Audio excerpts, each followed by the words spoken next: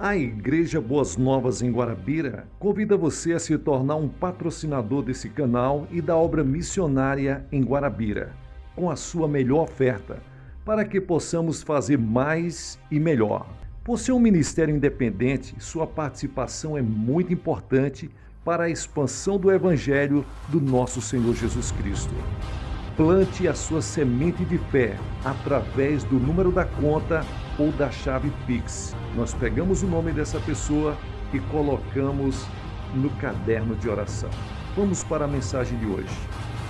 From our archives, the Billy Graham Classics.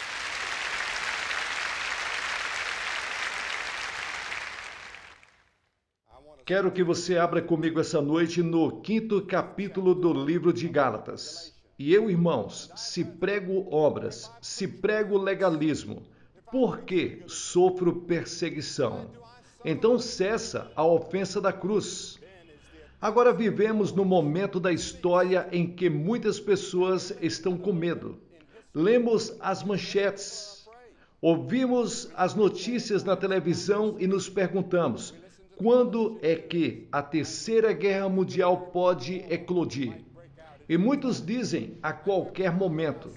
E estamos orgulhosos dos nossos militares no estrangeiro e do heroísmo que demonstraram ao mundo inteiro em várias partes do mundo. Mas você sabe, tive o privilégio de ser amigo de John Steinbeck, o grande escritor. Você se lembra? Ele escreveu Vinhas da Ira, o que o tornou muito famoso.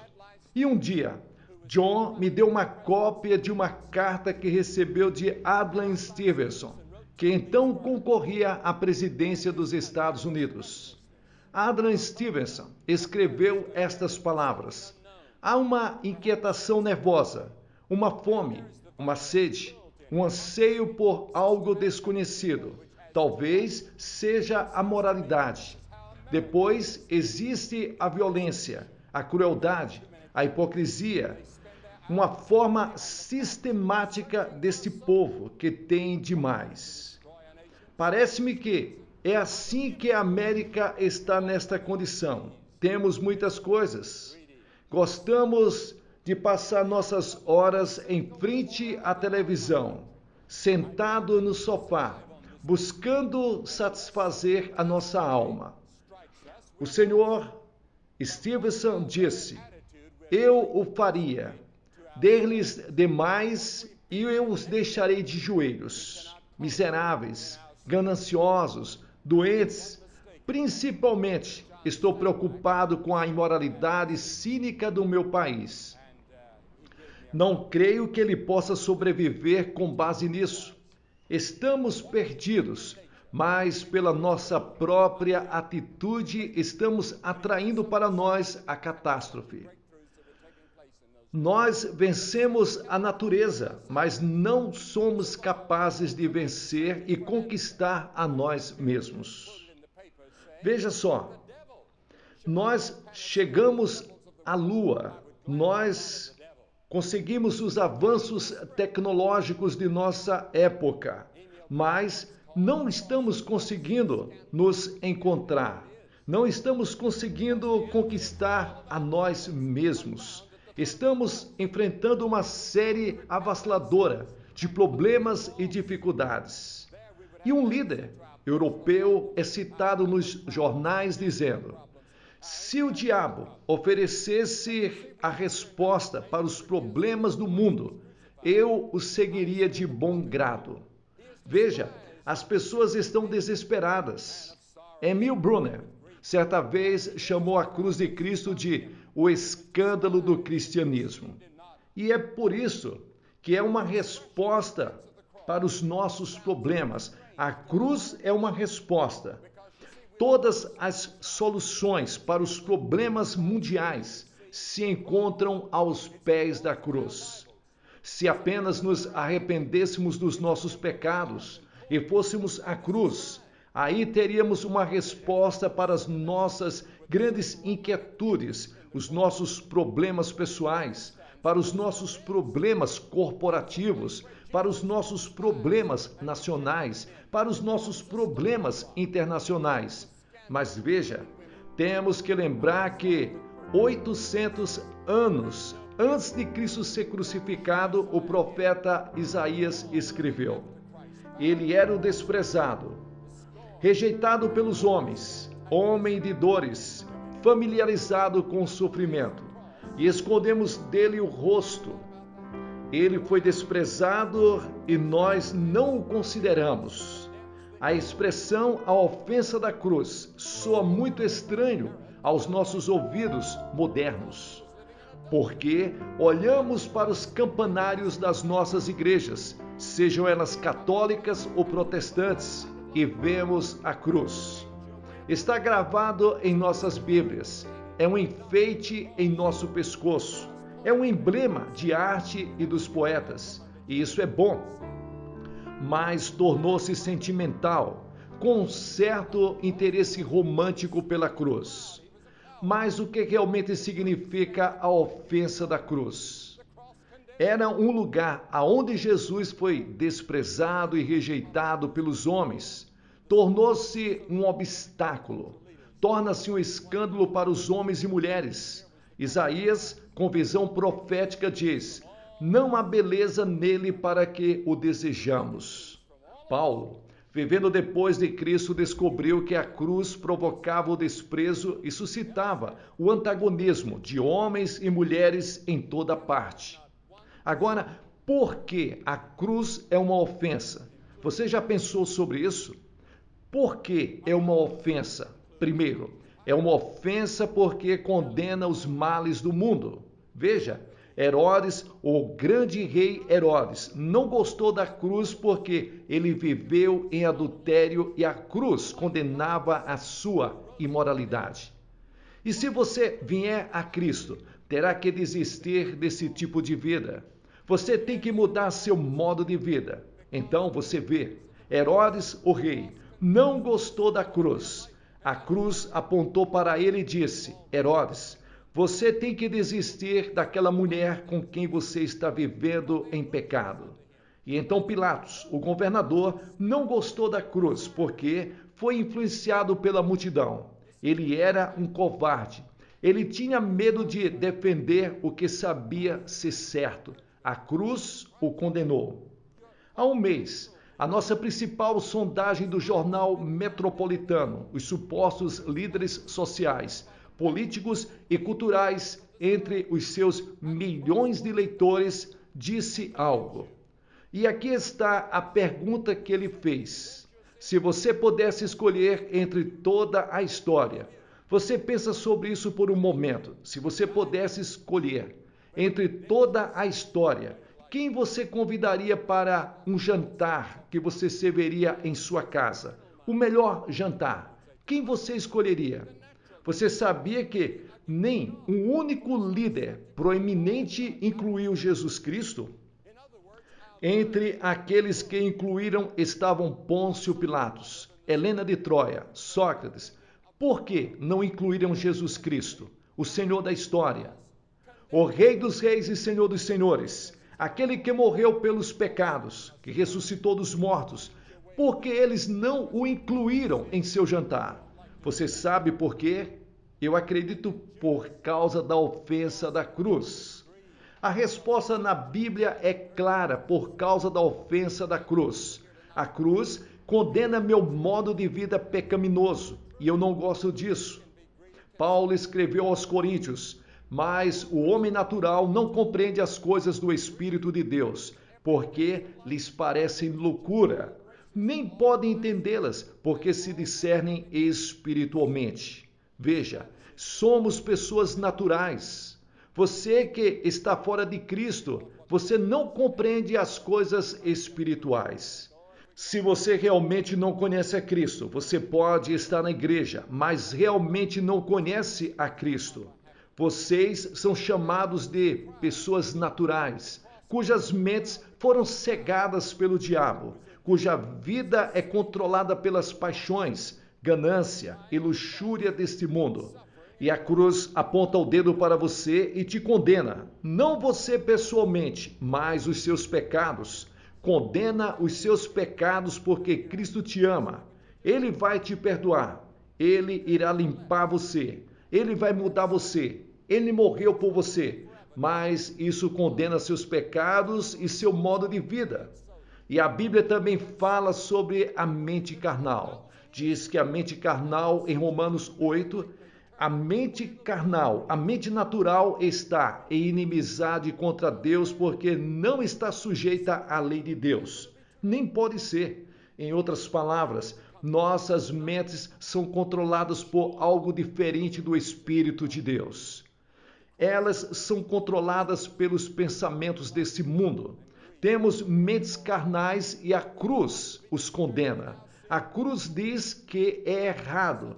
E a cruz disse: você deve se voltar para Deus. Você deve se arrepender. Você deve mudar sua maneira de pensar. Você deve se arrepender dos seus pecados. E não gostamos de fazer isso. E então Judas foi condenado pela cruz por causa da sua ganância, porque ele vendeu Jesus por 30 moedas de pratas. E quantas pessoas aqui essa noite são gananciosas?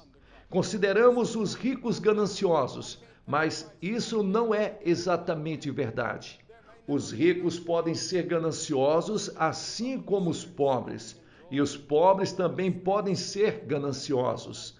A ganância afeta todas as fases da vida, afeta todas as raças e todas as classes e todas as situações econômicas no país e no mundo, porque podemos ser gananciosos. Queremos o que a outra pessoa tem, ou queremos ser como a outra pessoa. E pensamos, se ao menos pudéssemos ganhar dinheiro, se ao menos pudéssemos ganhar mais dinheiro, seríamos felizes. Mas o materialismo não oferece felicidade. E então havia a multidão. A cruz condenou a multidão, porque a multidão era indiferente. Diz que, sentados, eles estavam observando. Eles estavam vendo Jesus Cristo morrer na cruz, sofrendo, sangrando, agonizando, morrendo, e a cruz condenou esta indiferença. E há muitos de vocês aqui esta noite que estão aqui por curiosidade, mas estão aqui simplesmente indiferentes.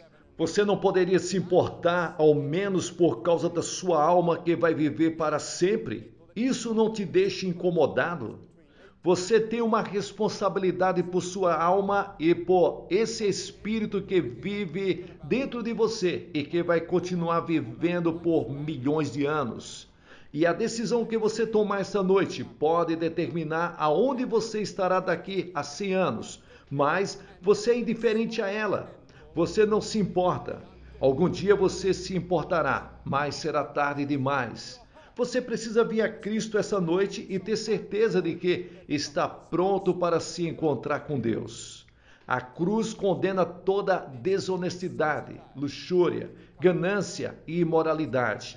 E não gostamos de ser perturbados em nossos pecados. E é por isso que a cruz se torna uma ofensa. Quando Paulo se apresentou ao governador Félix, a mensagem ardente da cruz condenou tanto Félix que ele estremeceu.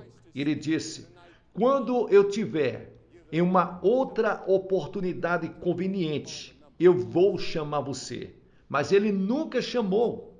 E isto é uma indicação de que alguns de vocês dirão esta noite: haverá outro momento, outra oportunidade. Eu terei outra chance quando eu ficar mais velho, quando eu acertar as coisas com a minha esposa, quando estiver vivendo melhor, quando estiver em uma posição melhor, eu irei a Cristo. Às vezes, você pode pensar que vai ser assim, mas isso não quer dizer que é verdade. Não posso pagar o preço agora, mas talvez quando ficar mais velho eu possa. É isso que você pensa. Pode nunca haver outra oportunidade de conveniência. Você só pode ver quando o Espírito Santo estiver falando e atraindo você. E o Espírito Santo está falando e atraindo você esta noite para que você venha a dar uma resposta para Deus.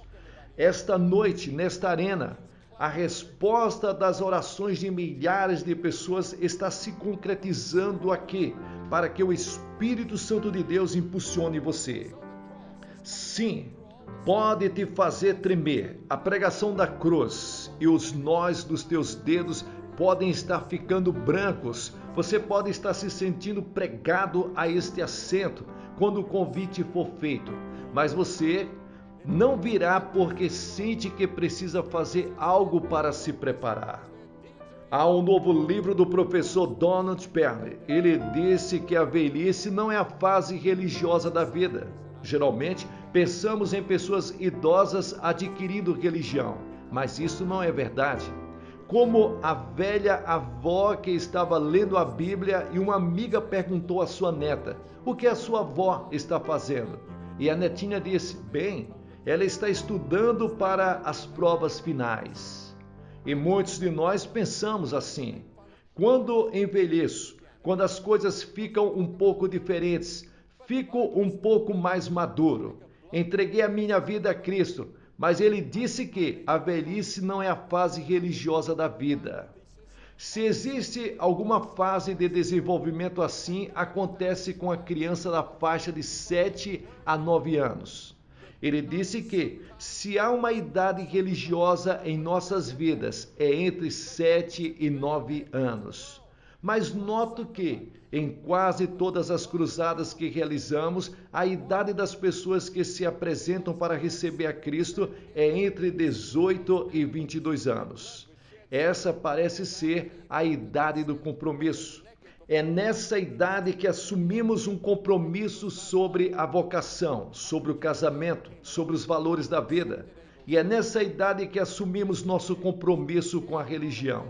E então diminui até chegar aos 50 anos.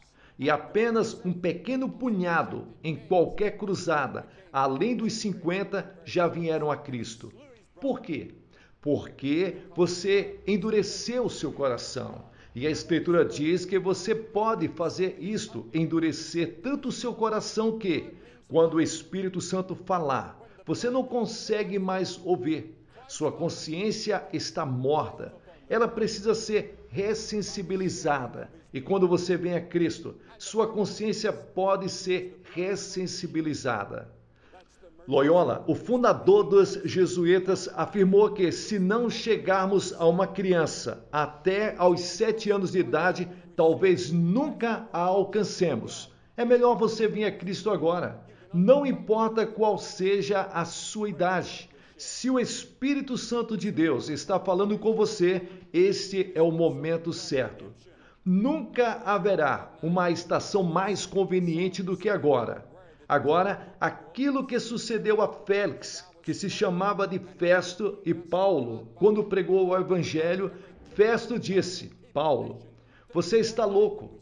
Algo aconteceu com o seu cérebro. Você aprendeu demais. As muitas letras te fazem delirar." E quantos de nós dizemos quase a mesma coisa para aqueles que vêm até nós e nos pedem para irmos a Cristo? Você é um fanático. O rei Agripa disse depois de ouvir Paulo: "Quase me convenceste a me tornar um cristão." Mas, na noite passada, Cliff usou essa música no final. Quase no reino, quase persuadido. Mas as Escrituras nos ensinam que é pela pregação da cruz que vamos a Cristo.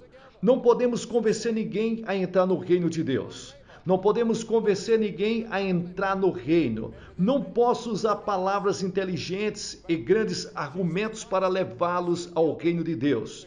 O Espírito Santo faz isto quando a cruz de Cristo é apresentada.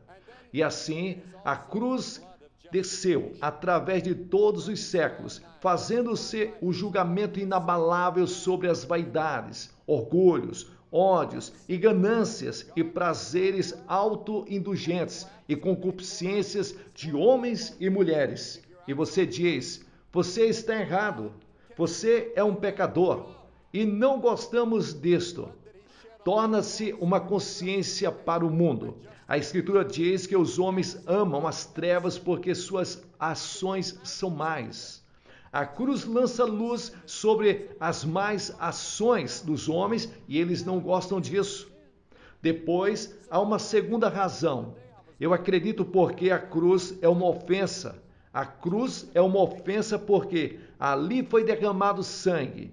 Agora, em Levíticos capítulo 17, diz que a vida da carne está no sangue e eu o dei a todos vocês sobre o altar para fazer expiação pelos seus pecados, pois é o sangue que faz expiação pelo pecado. Agora, as pessoas zombam da cruz e zombam de Cristo, do cristianismo e dos cristãos porque falamos sobre sangue. Mas a Bíblia está repleta do tema do sangue, de Gênesis ao Apocalipse. Me formei em antropologia na faculdade e escrevi a minha tese final sobre o tema do sacrifício de sangue em todo o mundo. E nunca encontramos uma tribo, nunca encontramos um povo em qualquer lugar do mundo que não tenha praticado algum tipo de sacrifício de sangue. Agora, aonde eles conseguiram isso? Eles praticam isso hoje em muitas partes do mundo. E veja, a Bíblia diz desde o início que Deus matou aqueles animais e o sangue foi derramado para que ele pudesse vestir Adão e Eva depois que eles pecaram e ficaram nus diante de Deus. Ele estava ensinando que a única abordagem para que o homem fosse redimido através do sangue. E quando Caim e Abel apareceram, Deus aceitou o sacrifício de Abel e rejeitou o sacrifício de Caim. Caim trouxe uma oferta de vegetais. Abel trouxe um sacrifício de sangue e Deus aceitou o de Abel e rejeitou o de Caim. E Caim ficou muito zangado e com muito ciúme e matou seu irmão, porque o sangue era a forma do homem se aproximar de Deus. Agora, o que significa sangue? Porque Deus escolheu algo tão feio e revoltante como sangue? Sangue significa vida. Quando o sangue vai, a vida vai. Cristo ofereceu a sua vida na cruz pelo derramamento de seu sangue. E a Bíblia ensina que é o sangue que faz a propiciação. Esse é o propiciatório. É o ponto de encontro entre Deus e o homem. É a cobertura dos nossos pecados. É na cruz que Cristo nos redimiu, que ele nos recebeu como filhos e nos libertou e nos fez entrar no seu reino eterno. Você só pode passar pelo caminho da cruz, onde o sangue foi derramado. É o sangue da propiciação ou cobertura. É também o sangue da redenção. Apocalipse capítulo 5, versículo 9 diz: E cantavam um novo cântico dizendo: Digno és de tomar o livro e de abrir os seus selos, porque fostes morto e com o teu sangue compraste para Deus de toda a tribo, língua e povo, nações, pelo derramamento de sangue. Pense naquele dia em que estaremos diante de Deus. E em terceiro lugar, é o sangue da remissão ou do perdão. O 9º capítulo de Hebreus. E quase todas as coisas são purificadas segundo a lei pelo derramamento de sangue. E sem derramamento de sangue não há remissão de pecados. Você não pode ser perdoado de seus pecados sem derramamento de sangue. E então é o sangue da reconciliação. Em Efésios capítulo 2, versículos 13 diz: Mas agora em Cristo Jesus, nós que antes estávamos longe, somos aproximados pelo sangue de Cristo. Isto nos reconcilia com Deus. Você vê que a Escritura diz que Deus está em inimizade conosco. Isso significa que Deus está em guerra conosco. Mas podemos nos reconciliar, podemos nos reunir à mesa da paz. É o sangue que nos une. O mesmo acontece entre mim e meu vizinho ou entre mim e um membro da minha família. Talvez tenha havido problemas entre nós, mas a fé em Jesus Cristo pode nos unir, porque a fé em Cristo é reconciliadora. Ele é o príncipe da paz. E então, é também o sangue da justificação. Romanos capítulo 5, versículo 9. Justificados pelo seu sangue, somos salvos da ira por meio dele. Pense nisso, salvos da ira. Agora, Deus é um Deus de ira e sua ira será derramada sobre todo este mundo e sobre você, se você estiver fora de Cristo. Mas o sangue pode deter a ira de Deus. O sangue que ele derramou naquela cruz traz justificação, e justificação significa como se você nunca tivesse pecado. Você pode imaginar uma coisa dessas? Como se você nunca tivesse pecado. Tão branco quanto um lírio em seu coração diante de Deus. Nunca cometesse um pecado sequer. Suponha que eu fosse perfeito desde o dia em que nasci até o dia em que morri. Isso é exatamente o que significa justificação. Como se você nunca tivesse pecado. E então é o sangue da paz. Colossenses capítulo 1, versículo 20. Temos paz pelo sangue da cruz. Não seria maravilhoso se o mundo viesse e se curvasse aos pés da cruz agora e pudéssemos ter paz em nosso mundo? E é também pelo sangue que chegamos com ousadia a Deus. Tendo, pois, irmãos, ousadia para entrar no Santo dos Santos, pelo sangue de Cristo. Veja, o sumo sacerdote só podia ver a Deus uma vez por ano. Podemos nos achegar a Deus a qualquer momento. Em qualquer momento você pode se aproximar com ousadia de Cristo, por causa do sangue que foi derramado na cruz. E é também o sangue que faz a limpeza. Se andarmos na luz como ele está na luz, temos comunhão uns com os outros, e o sangue de Jesus Cristo, seu Filho, nos purifica de todo pecado. Sim, eu cometo pecado. Alguns pecados que conheço, outros que não conheço. As coisas desse mundo passam por mim e preciso de uma limpeza diária e contínua. E me foi prometido que o sangue estará disponível todos os dias para me purificar dos pecados de comissão ou omissão. Você conhece Cristo? Você o aceitou? E então, em terceiro lugar, a cruz de Cristo é uma ofensa porque exige um novo estilo de vida sob o senhorio de Cristo. Sim, quando você vem a Cristo, tem que haver uma mudança na maneira que você vive. Jesus disse: se alguém quiser vir após mim, negue-se a si mesmo, tome a sua cruz e siga-me. Isso significa negar as minhas próprias ambições e desejos egoísticos, luxúria, ganância e tomar a cruz. O que isso significa? Isso significa que você está disposto a morrer com Cristo. Ele está indo para a cruz. Isso significa que você está disposto a dar meia volta e ir com Cristo. Você está disposto a se voltar para Jesus Cristo no seu bairro, no seu negócio, no local que você trabalha e dizer aos seus amigos que você está seguindo a Cristo. Você se posiciona ao lado de Cristo, mesmo que isso possa ser impopular, mesmo que eles possam rir, zombar e eles possam desdenhar de você, mas você está firme. Cristo traz isto para o seu coração. A Bíblia diz: porque não me envergonho do Evangelho de Cristo, porque é o poder de Deus para a salvação.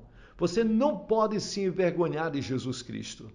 Você sabe, muitos ficam irritados com as restrições de uma vida como Cristo exige.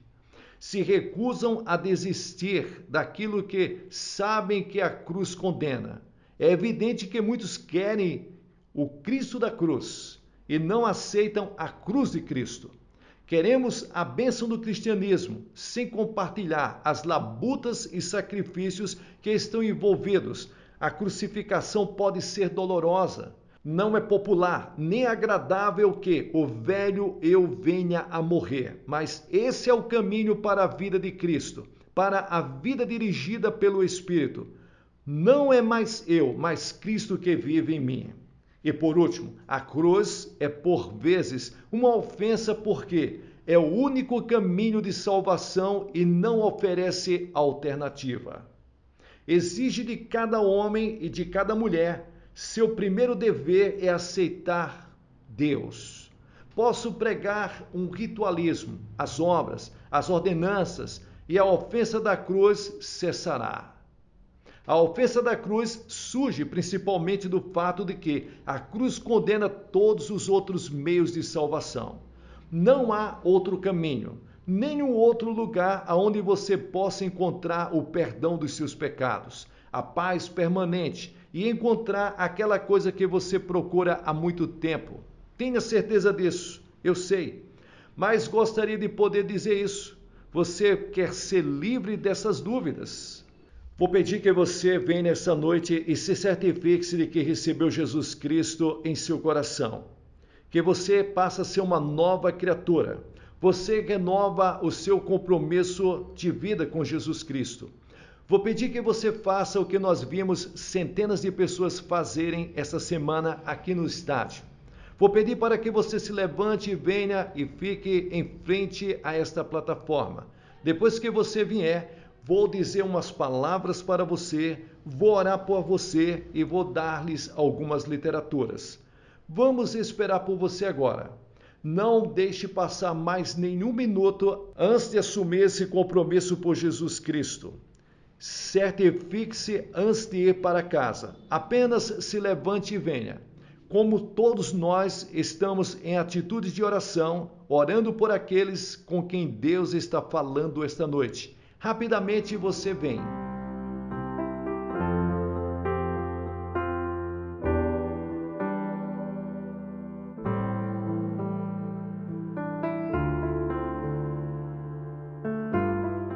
Você que está assistindo pela televisão, você pode ver que muitas pessoas estão vindo aqui na cidade de Oklahoma assumir o seu compromisso com Cristo para encontrar paz, segurança e alegria que Cristo promete e a certeza da vida eterna.